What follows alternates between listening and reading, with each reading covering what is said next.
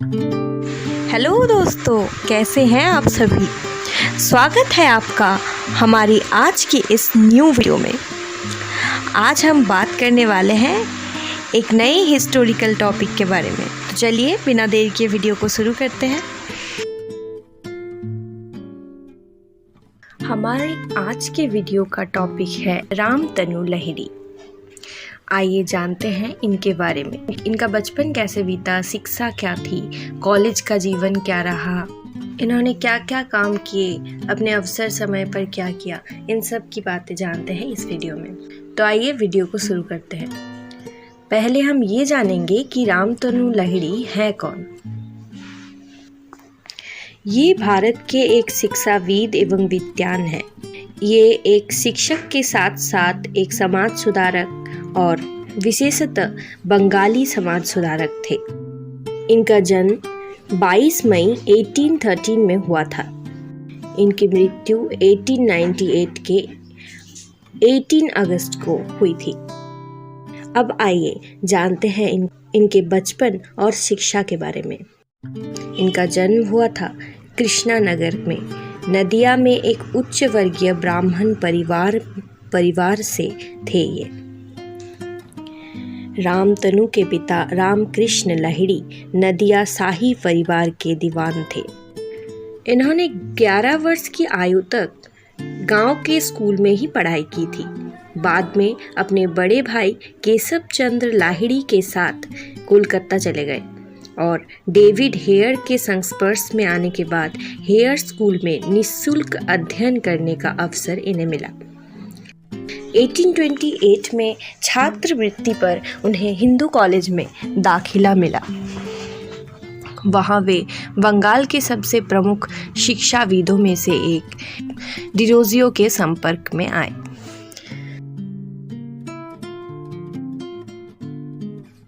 आइए जानते हैं इनके कॉलेज का जीवन कैसा रहा। रामतनु उन शिक्षित और बुद्धिजीवियों में से एक थे जिन्होंने 19वीं सदी में बंगाल में विभिन्न सुधार आंदोलन की नींव रखी। 19वीं सदी को स्कूल शिक्षकों का युग कहा जा सकता है। हेनरी डिरोजियो से लेकर पंडित ईश्वर चंद्र विद्यासागर, पंडित शिवनाथ शास्त्री और डेविड हेयर जैसे प्रसिद्ध स्कूल शिक्षकों ने बंगाल में पुनर्जागरण का एक माहौल बनाया था। एक शिक्षक के रूप में रामतनु उस युग के आदर्श प्रतिनिधि रहे। आइए जानते हैं इनकी पहली नौकरी के बारे में। 1833 में रामतनु हिंदू कॉलेज, अब प्रेसिडेंसी विश्वविद्यालय के नाम से ये जाना जाता है, इसमें शिक्षक बन गए थे और 1846 में वे कृष्णनगर गवर्नमेंट कॉलेज में भी शामिल हो गए। कॉलेज की स्थापना उसी वर्ष हुई थी।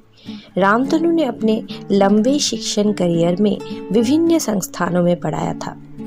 अतः वे 1865 में बारिसाल जिला स्कूल के प्रधान अध्यापक के रूप में कार्य करते हुए सेवानिवृत्त हुए।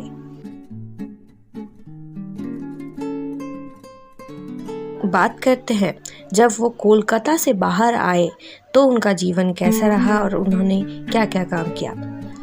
राम मोहन के प्रभाव में आकर रामतनु ने ब्राह्म धर्म अपना लिया। इस कारण वे जहाँ भी गए रूढ़िवादी हिंदू विद्वानों द्वारा उन्हें सामाजिक रूप से अपमानित किया गया। लेकिन शिक्षित लोग एक आदर्श शिक्षक के रूप में और उनके अतुलनीय चरित्र के लिए उनका गहरा सम्मान करते रहते।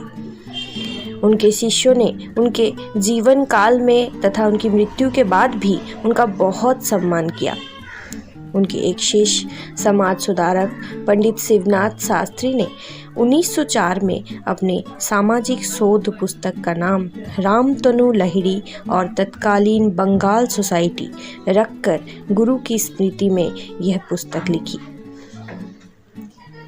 ये पुस्तक आज भी बहुत प्रसिद्ध है।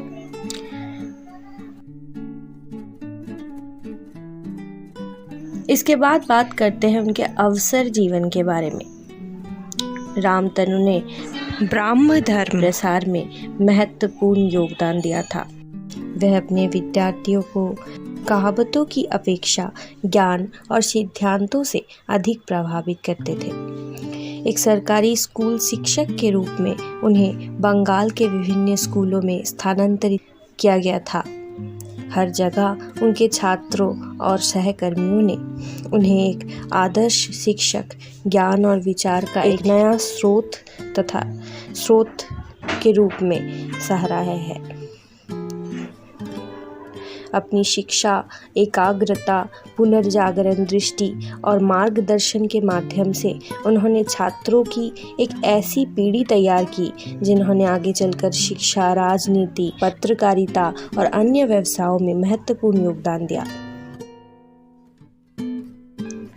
आइए बात करते हैं उनके शिष्य शिवनाथ शास्त्री की लिखी गई रामतनु लहिड़ी और उस समय के बंगाली समाज नाम की किताब के बारे में।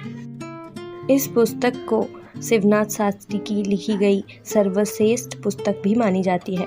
ये पुस्तक 19वीं सदी के बंगाली समाज, संस्कृति और राजनीति पर एक उत्कृष्ट और विश्वसनीय दस्तावेज के रूप में जानी जाती है।